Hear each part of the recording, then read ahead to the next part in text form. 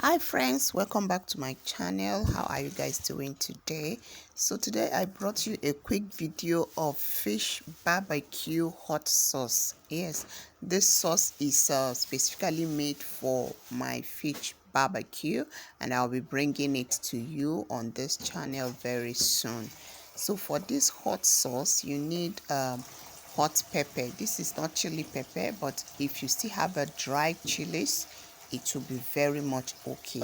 So for this hot pepper, what I did is take a cup of it and soak it in a water. So I let it soak for about 5 minutes, but you can still let yours soak for longer than that. And the next is to transfer it into my cooking pot.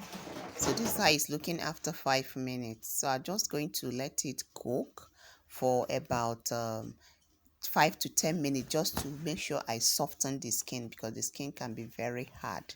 I want to make sure I soften the skin so that when I blend it, it will be as smooth as I want it. So it won't be that flaky, and it will just a kind of look in a pasty form.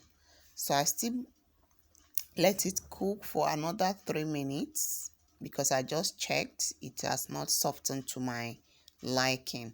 After it has softened to my liking, I put it down and let it cool completely.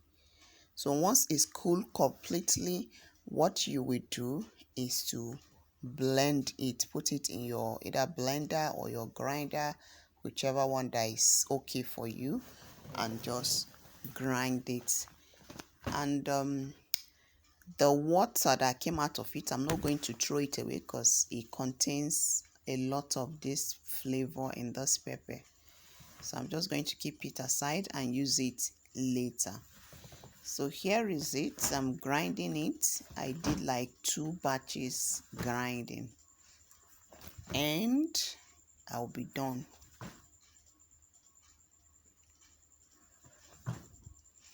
So after grinding it, let's go ahead with the sauce prep, the hot sauce prep. If you don't want your sauce to be that very much hot, you can add little tomato to it. So for the sauce prep, I just use a 1/4 cup of olive oil. You can use, I would have used like 3 tablespoons, but because I find out it was much. So after that, I added salt, I added garlic grates and ginger grates. You wouldn't want to make your ginger or garlic in a very smooth and paste form.